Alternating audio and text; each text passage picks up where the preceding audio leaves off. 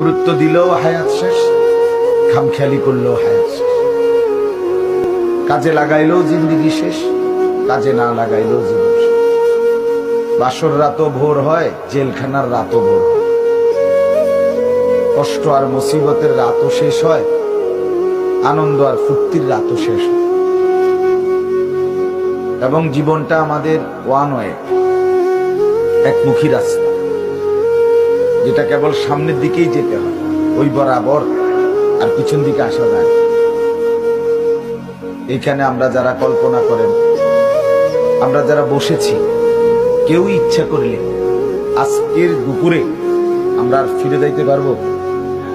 কোনো সুযোগ, কোনো যোগ্যতায়।